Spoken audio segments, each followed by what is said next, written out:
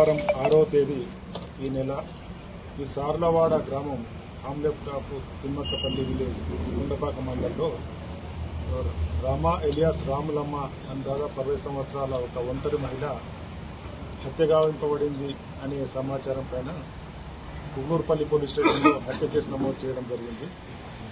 ఇట్టి కేసులో ఇన్వెస్టిగేషన్లో భాగంగా రకరకాల సమాచారం సేకరించిన అనంతరం ఈ హత్యకు ఆమె రెండవ అల్లుడైనటువంటి జీవన్ రెడ్డి మరియు మిగతా వ్యక్తుల సహకారంతో హత్య చేసినట్టు రుజువైంది.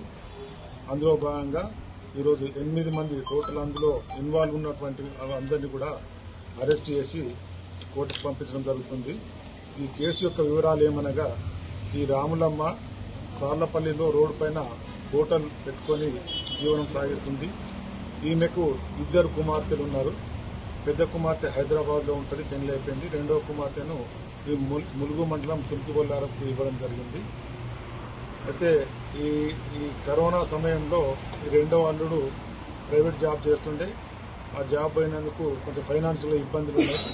అప్పటి నుంచి డబ్బులు కావాలని వాళ్ళ అత్త దగ్గర ఒత్తిడి చేస్తున్నారు. ఆమె చిన్న మొత్తంలో సప్లై చేస్తూ ఉంది. ఆమెకు 3 ఎకరాల ల్యాండ్ కూడా ఉంది. ఆ ల్యాండ్ మాకు పంచిచ్చినట్టయితే 2 బిడ్డలే కొడుకు లేరు కాబట్టి అమ్ముకుందామని ఇతను ప్లాన్ చేసినాడు. ఆమె అందుకు నిరాకరించి నేను బతుకున్నంత వరకు ఇవ్వనని చెప్పడం జరిగింది. అతను ఈమె బతుకుంటే మనకు ఆ ల్యాండ్ రాదు అనే ఉద్దేశంతో ఒక ప్లాన్ చేసి గత 6 నెలల క్రితం మిగతా సలీం అనే ఒక అతనికి తెలిసిన వ్యక్తితో కలిపి ఆమె ఎట్లయినా హత్య చేయాలని 6 నెలల క్రితం ఇంటికి వచ్చేసి బ్యాక్ సైడ్ పెట్రోల్ పోసి మంట అంటించి ఇల్లు కాలిపోతే చనిపోద్దని వెళ్ళిపోవడం జరిగింది. అందులో సలీం మరి సత్యనారాయణ నరేష్ ముగ్గురిని తోలుకొని జీవన్ రెడ్డి వచ్చి ఆ రోజు ఇది పాల్పడినప్పుడు వాళ్ళకి అనుమానం రాలేదు. ఎవరో లారీ డ్రైవర్లు ఇట్లా వస్తుంటారు చేసిపోయినారు అనుకొని ఆ రోజు front side back side CC కెమెరాలు పెట్టుకుందాను. తదనంతరము గత 5వ తేదీ నాడు ఈ ఇన్సిడెంట్ జరగడానికి ఒక రోజు ముందు మళ్ళీ జీవన్, సలీం, లక్ష్మణ్ ముగ్గురు కలిసి ఈమెను హత్య చేద్దామని వచ్చి వెయిట్ చేసినారు. రాత్రి 8 గంటల ప్రాంతంలో వచ్చి వెయిట్ చేసినారు. అక్కడ టీ తాగేటోళ్ళు అందరూ వెయిట్ చేసుకుంటూ ఉన్నారు. చాలా 45 మినిట్స్ వెయిట్ చేసినా వాళ్ళందరూ వెళ్ళలేదు. అందుకోసం 45 మినిట్స్ వెయిట్ చేసి ఈరోజు వీలు కాదని చెప్పేసి అతను మళ్ళీ వెళ్ళిపోవడం జరిగింది. నెక్స్ట్ డే 6th రోజు హత్య జరిగిన రోజు సలీం ఫోన్ లిఫ్ట్ చేయకపోతే జీవన్ రెడ్డి, పాండు, మహేష్ అండ్ కృష్ణ వీళ్ళు 4 వచ్చి 2 బైక్ల మీద మధ్యాహ్నం 3-3:30 ప్రాంతంలో ఆమె ఇంటికి చేరుకున్నారు. ముందు ఆమె చూడగానే వీళ్ళు అల్లుడు వచ్చిందని చెప్పేసి టీ ఇవ్వడం జరిగింది. ఇంట్లో పోయి కూర్చున్నారు ఇద్దరు. మిగతా 2 ఈ మహేష్ అండ్ కృష్ణ బయట వెయిట్ చేసుకుంటూ కూర్చున్నారు. ఆమె మాటల్లో పెట్టి కొద్దిసేపు అయిన తర్వాత వీళ్ళు సైగ చేయగానే వీళ్ళు కూడా లోపలికి వెళ్ళి 4 కలిసి ఆమె గొంతు నూలిపి ఆమెగా దిండు వేసి చంపేసినారు. చంపి మళ్ళీ మంచం మీద పడుకోబెట్టేసి దుప్పటి కప్పినారు. అంతలోనే అలా ఒక విలేజ్ వచ్చేసి డోర్ కొడుతూ ఉన్నారు. ఫ్రంట్ సైడ్ నుంచి డోర్ కొడుతుంటే వీళ్ళు భయపడి ఎవరో వచ్చినారని చెప్పేసి బ్యాక్ డోర్ ఓపెన్ చేసుకొని వెళ్ళిపోవడం జరిగింది. ఇది ఆమె ఫ్రంట్ సైడ్ బ్యాక్ సైడ్ 2 సైడ్లో కూడా సీసీ కెమెరాలు పెట్టడం జరిగింది. ఆ సీసీ కెమెరాలో పూర్తిగా ఈ వివరాలన్నీ కూడా రికార్డ్ కావడం జరిగింది. అక్కడ డిస్ప్లే లేనందువల్ల ఇది రికార్డ్ కావడం లేదని అలా చిన్నాళ్ళు అనుకున్నాడు. అదంతా రికార్డ్ అంతా అయిపోయిన తర్వాత ఈ రికార్డు సేకరించి వాళ్ళ డాటా అంతా తీసుకొచ్చి ఈరోజు వాళ్ళు అరెస్ట్ చేయడం జరిగింది. ఇందులో వాళ్ళకి సహకరించినందుకు గాను ఒక్కొక్కరికి ₹1,00,000 ఇస్తానని తను ఒప్పందం కుదుర్చుకున్నాడు. 3వసారి అటెంప్ట్ చేసి 3వసారి ఆయన సక్సెస్ అయినాడు. ఫస్ట్ అటెంప్ట్లో వాళ్ళని గుర్తించలేకపోయినారు. ఎవరో గుర్తించలేకపోతే ఆకతాయిలు చేసిందని అనుకున్నారు. కానీ ఈ మనసులో పెట్టి ఆ ల్యాండ్ మీద కన్నేసి ఆస్తి కోసం వాళ్ళ అత్తనే హత్య చేయడం జరిగింది. ఈరోజు 8 మంది అరెస్ట్ చేసి కోర్టులో పోటీ చేస్తారు. ఆమెకి 2 కూతుర్లం మేము. మాకు 2 పెళ్ళిళ్ళు చేసింది. ఎవరి పెళ్ళిళ్ళకు ఎవరి కట్నాలు వాళ్ళకి అప్పచెప్పింది. ఆమెకు కొడుకు కూతురు, నాకు ఒక కొడుకు కూతురు. ఇద్దరిని మంచిగా కన్న కొడుకుల కంటే ఎక్కువ చూసుకున్నది. డాడీ చచ్చిపోయినా కూడా మాతోటి నిమ్మలంగా మంచిగా ఉన్నది. వానికి ఆస్తి తగాదాలతోటి గొడవ పెట్టుకోవాలని ఒక 6 నెలల నుంచి మమ్మల్ని హింసిస్తాడు. మా అమ్మని బాధ పెడతాడు. ఇద్దరికి కూడా గదే కుట్రున్నది. 6 నెలల నుంచి మమ్మల్ని సతాయిస్తుండు కానీ మాకు గమనించలేదు. ఒక 6 నెలల నుంచి రోజు ఇద్దరిని మా ఇల్లు చుట్టూ మా అమ్మ చుట్టూ దింపుతుండట. టార్గెట్ పెట్టి చంపుదామని. అయితే నిన్న టైం దొరికింది వానికి, నిన్న మధ్యాహ్నం 3:30కో 4 గంటకో టైం దొరికింది. ఒక నలుగురు వచ్చిర్రు, నలుగురు ఇంటి ముంగడికి రాగానే నాల్లుడు వచ్చిందని నమస్కారం చేసింది. ఎంత హానికరం కూడా వానికి లేదు అసలు.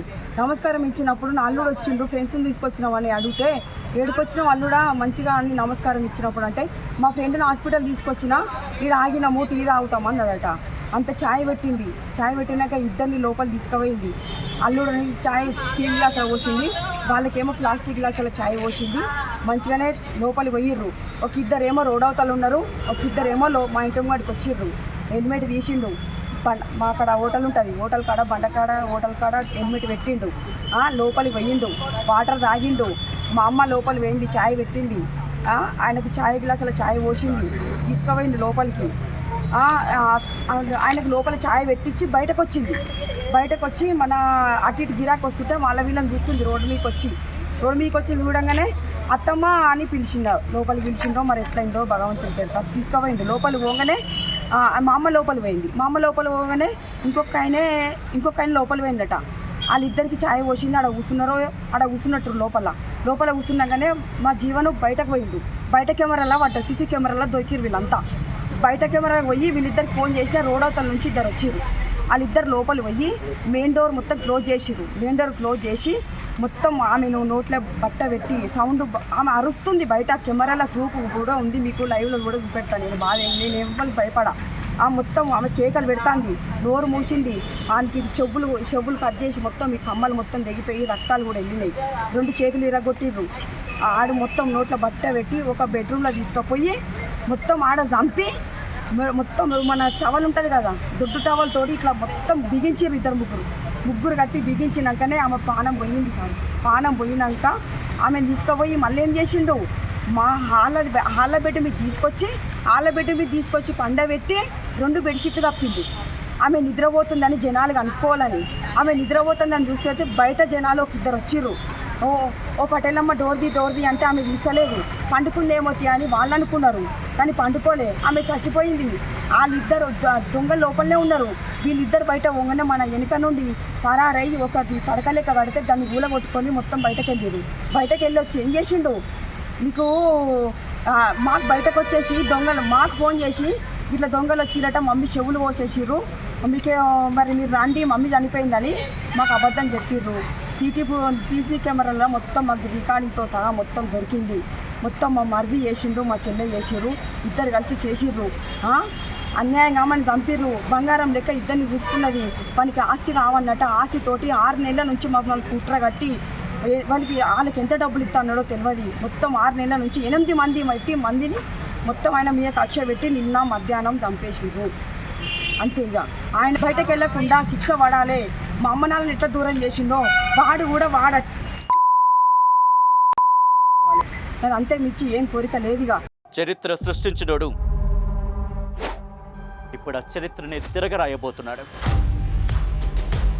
అబద్ధాల గోడల్ని బద్దలు కొట్టి నిజాలను రాగా మీ ముందుంచబోతున్నాడు. నిజమైన వార్తల కోసం వెంటనే డౌన్లోడ్ చేసుకోండి రా యాప్ని.